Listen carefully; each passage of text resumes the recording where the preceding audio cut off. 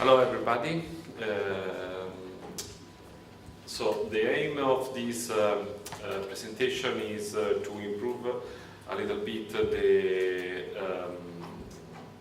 capability of Lustre to work with the HA framework, modern HA framework developed in Linux. And this activity is part of my job to help our partners, Intel partners, to deliver solution and appliance with Lustre.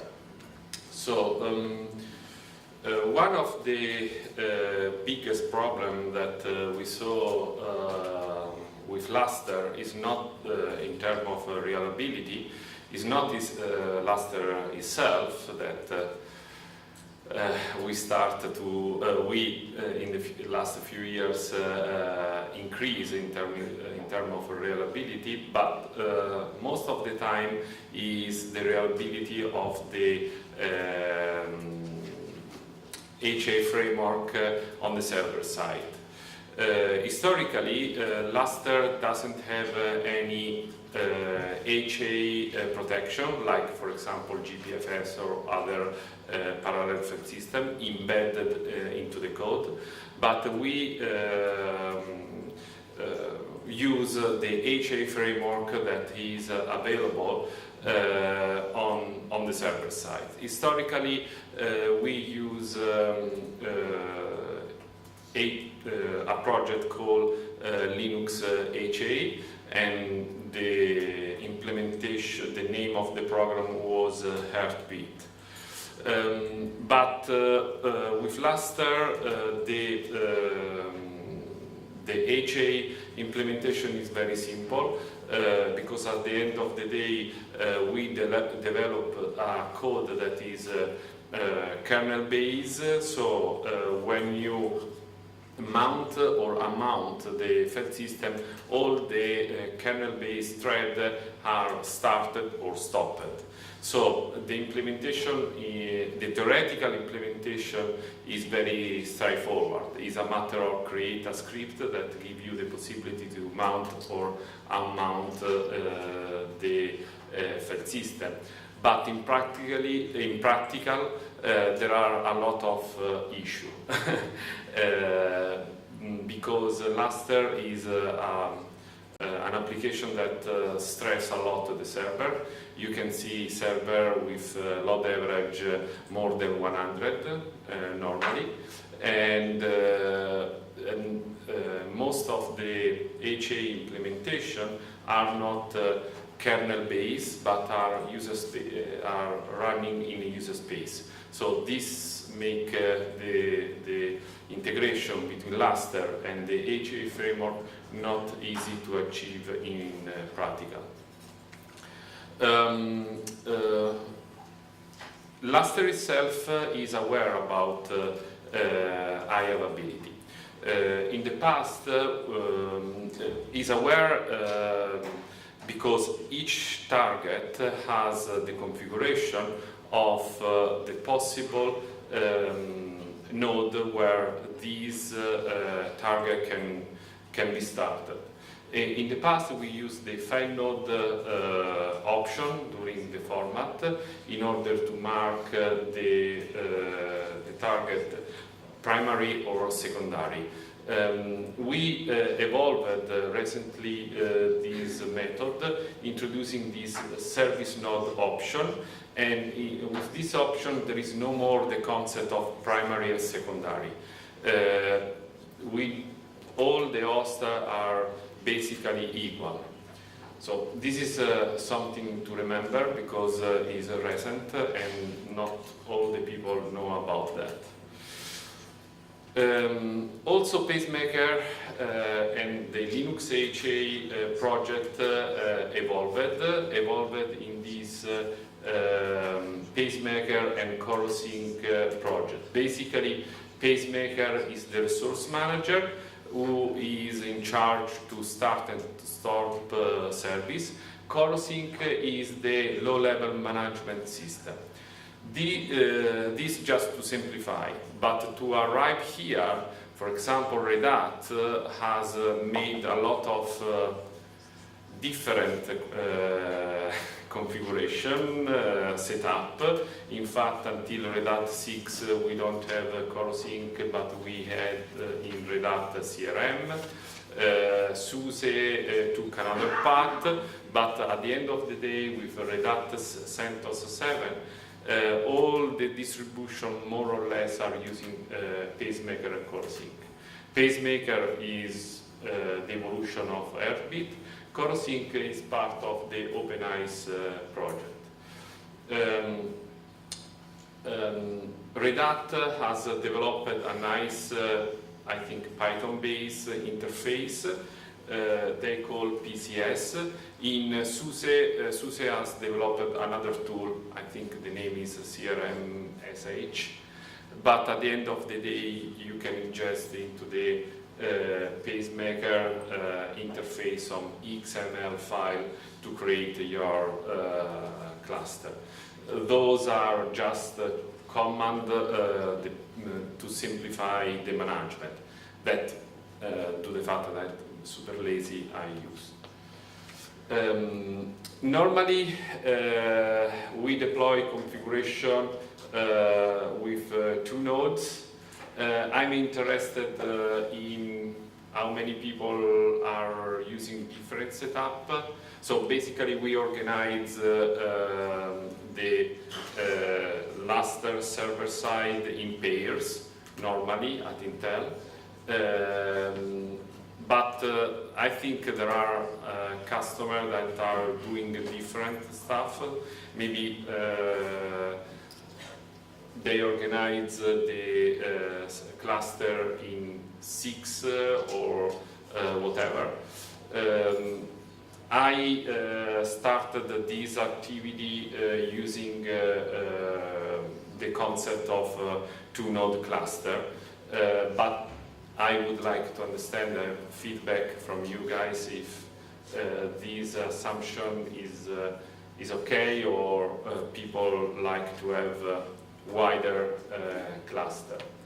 In every case, we suggest every time to use at least 3 networks, 1 for the management, 1 additional network for the heartbeat, so basically for an additional ring on the Corosync configuration, plus the Lustre network.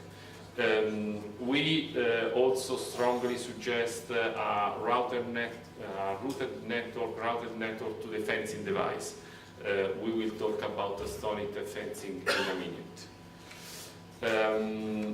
This is the basic configuration that you can do. It's a matter only to install some package. Unfortunately, Red Hat need additional subscription. With CentOS there is no problem, everything is included. And then with Red Hat, it's a matter only to start the PCSD service that give you the interface to the cluster if you want. Otherwise, you can go directly with Pacemaker and Corosync. So, make a setup of a cluster is a matter just to submit this command line. As you can see, now it's much easier to configure the cluster. Really, really simple. Just put the name of the nodes. When you have also a redundant network for Corosync, you can specify the IP address or the host name of the additional network. With an important thing to the fact that, again, Lustre is a kernel space based software, and Pacemaker is a user space thread, is is strongly recommended to increase the timeout between the nodes in order to avoid any false timeout.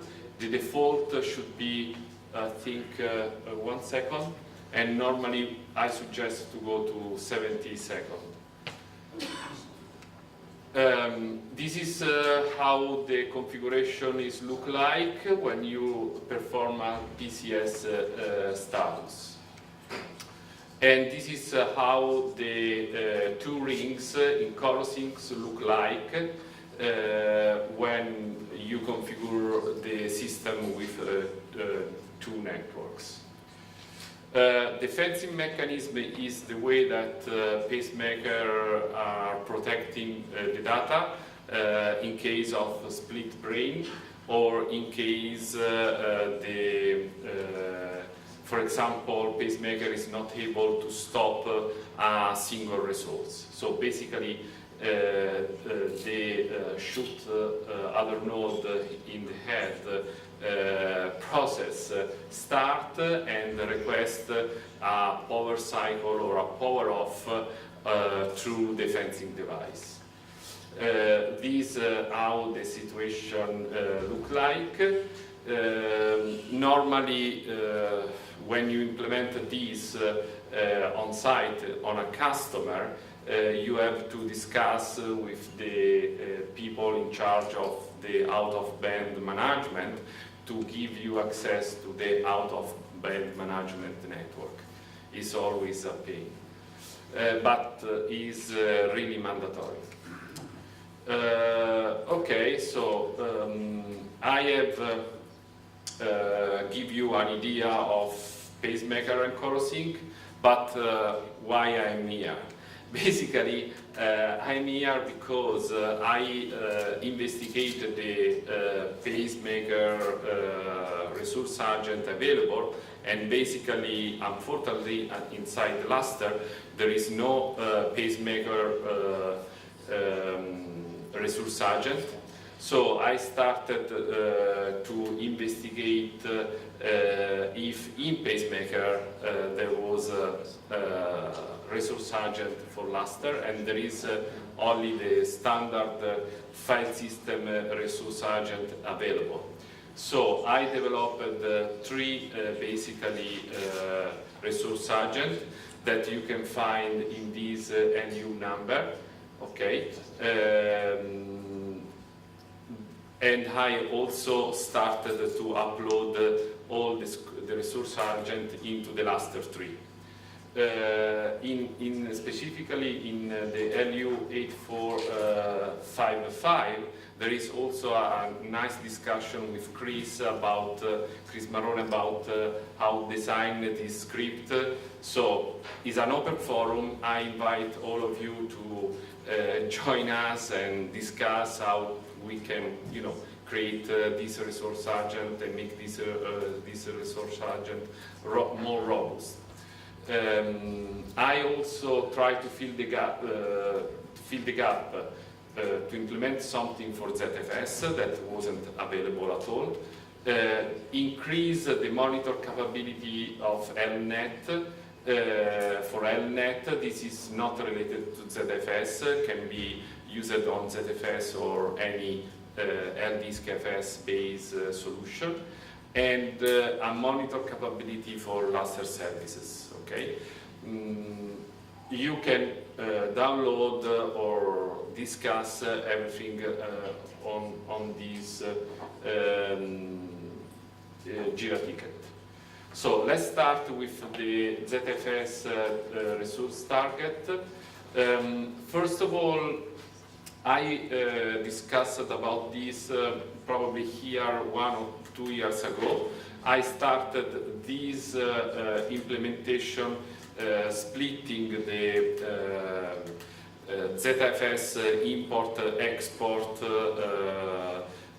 resource agent and the Lustre mount resource agent in order, and this is also the suggestion from Chris, in order to give to the ZFS community the ZFS import and export, and to the Lustre community, the Lustre import-export.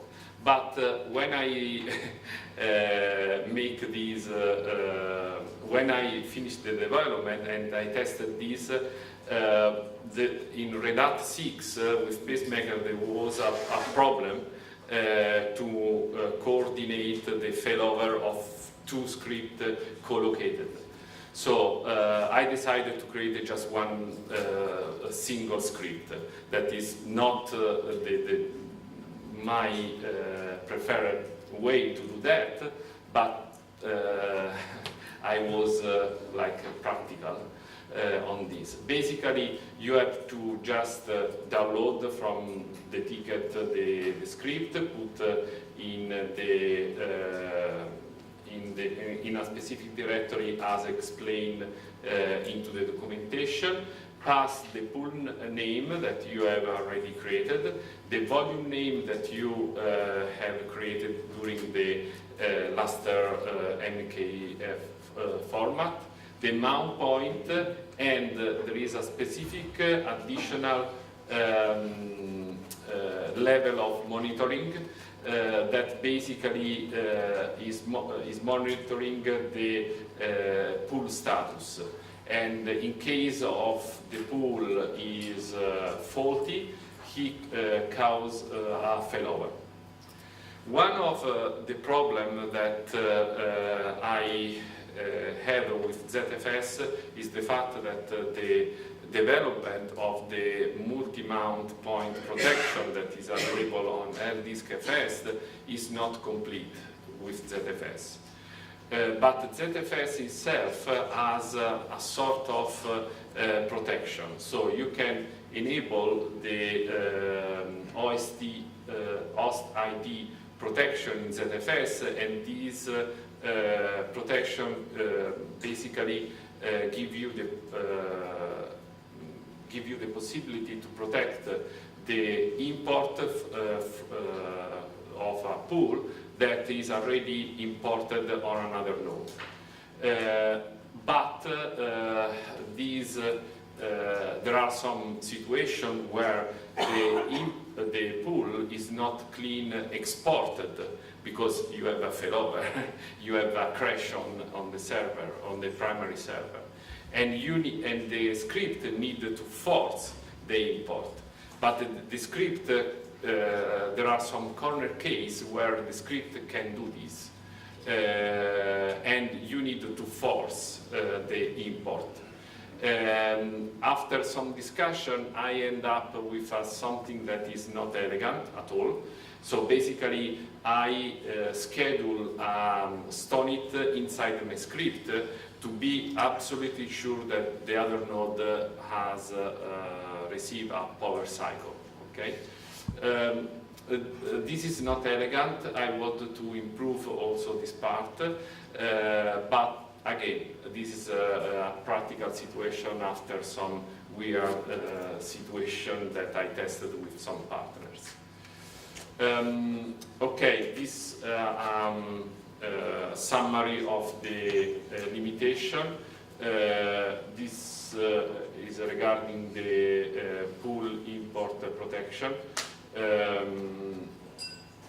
Yeah, the elegant way if we end up with this multi-mount protection for ZFS. Another limitation is the fact that we are using a concept of two-way cluster only. And another limitation is the one-to-one pool target assumption. So basically, if, for example, you want to put in your pool the metadata target and the MGT, because I mean, the MGT is not doing any performance. This script is not doing that, okay? So you need to hack the script to do this case, to support this case. So this is an example of the script in action on one of our systems. So constraint. Pacemaker has many functionality. One of the most important is the concept of constraints and score. So basically, the pacemaker is taking a decision where run a resource based on the score that he put on this resource. And the score that he is calculating is based on some constraint. One constraint could be that you want run this resource, for example, on a specific location, because you like to have your cluster balanced and you want half of the resource running on one node and the other half on another node. Or order of constraint, for example, in this case you need to first import your pool and then mount Lustre. You can't mount Lustre without the import. Or co-location, having the resource agent for the Lustre volume on the same server of the pool that where you created your tag. So all these constraints are based on score that you give to a specific action. So those are the score that we suggest for Lustre. For example, one constraint is the prefer, as I already said, to balance.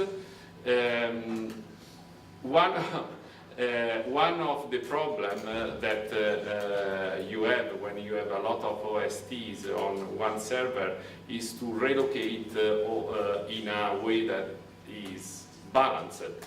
In the new, in LAD16, they introduced this command, PCS resource relocate run, that basically auto-relocate all the resources across the cluster based on the score that you already set. And this is nice when you have a failover, you fix your server, and you want to rebalance everything.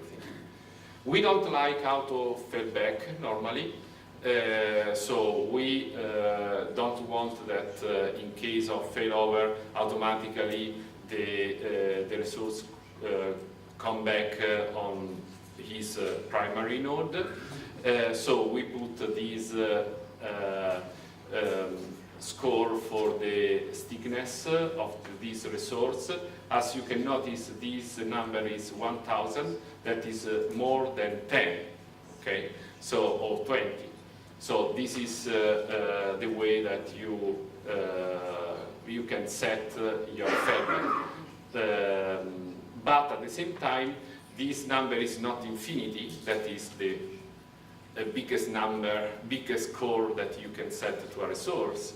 So if you want to manually move a resource from one node to another, you can do, because the stickiness is as a score that is lower than infinity.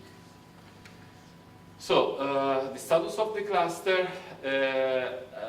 we improve monitoring capabilities of Lustre because we want to understand LNet outage, Lustre server status, and Lustre target status. One of the problems is your OST are going read-only, and you have no clue until the first customer ring you why I can't access my file. It's easy to troubleshoot this if you just test, open the Lustre help status in the proc file system on one of your object storage server. So I created this resource agent using the clone resource agent technique. So first of all, those agents are not for ZFS only, are general. You can use also now with Intel Manager for Lustre or in every disk-based installation. Basically, what I'm doing is create this clone resource agent. This agent is started across all the nodes of the cluster, and this agent is just updating a variable into the CIB, the pacemaker database, okay? And I create some constraint in order to read this variable, and if the variable is below a number, move all the resources to one node or another, basically. So the LNet monitor tool is in this Jira ticket. This is the command line. Basically, the most important thing is that you can decide if you want to do a normal ping to test the LNet, or you want to use a LCTL ping, that for Lustre is more important. Of course, we don't do any ping if the specific device is not connected, or if for any reason the cable is unplugged. So we test at the very beginning if the carrier is on, or if the driver is on, and then we perform this ping. And you have to pass the list of the NID that you want to use for your ping, that normally are associated to the device that you pass to the script, okay?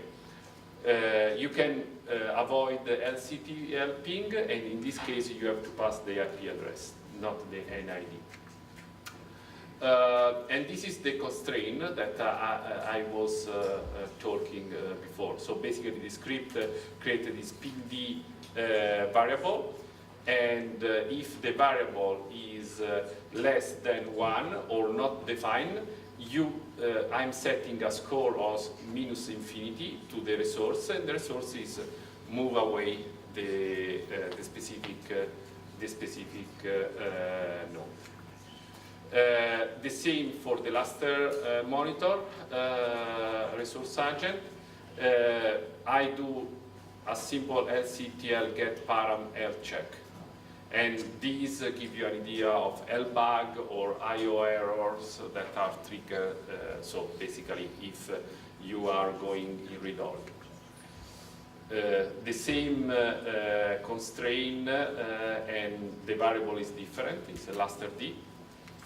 And this is how the cluster look like. So you have these two clone resource agents. And those are the constraints that I suggested. That's all. HA implementation and tuning in Lustre is a complex topic. It's complex because, again, Pacemaker is user space thread, Lustre is kernel thread. Sometimes when you're overloading your server, those two things are not matching very well, so tuning is very important. In the past, we saw in LAD16, for example, for Pacemaker, some problems in memory consumption. Now, look like fixed. Those RA scripts are in production today on some customer and partners. They are very robust, but I want to improve. I try to follow Chris' suggestion for the next round. And for example, I like to split the ZFS import and mount. And I like to improve the monitor capability, maybe integrating the ZFS event daemon that we are developing with the ZFS community. So, I'm okay. Any question? Time for one short question. So, in your ZFS monitor, you said when it goes to degraded mode, you do a failover. Is that No, the grade is just notice using the syslog that is degraded. We are not we are not performing a failover when it's degraded, only when it's faulty. When it's faulty, okay. So if the ZFS underlying subsystem says it's faulty, wouldn't it, I mean, is that a temporary state? And it seems strange that you would fail over in that case. I guess I don't understand why. Maybe it's faulty because the SAS cable has problem. So it's faulty in one server, but the other is okay. Yes, but you are true. You are correct. If is the hard drive is fault, if you lose 3 hard drive, for example, and the pool is faulted by this problem, starting on the other node doesn't make any. So then would it kind of flip back and forth given those rules? No, because if it's faulting, is not able to start on the other node, the pool is the activity is freeze. So is fault on one node and is faulting to start on the second node. Pacemaker decide to okay, I give up with this resource. You have to manually fix the problem. Okay. But again, this is your suggestion is good, and this is why I said I would improve the monitor with ZFS event daemon, because I can receive an event daemon that is an hardware failure, and I can say, okay, I give up, you need to fix your hard drive. Very short, are these scripts publicly available or only for? Yeah. All are part of the, you go to the Jira ticket. Of course, this presentation will be available on the website.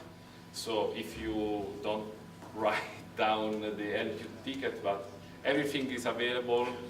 I'm not sure if when this script will be part of the Lustre 2.10 or 2.11, but I put on the Git repository, and if you go to the LU ticket, you can follow the number, the bill. Okay. Thank you, Gabriele.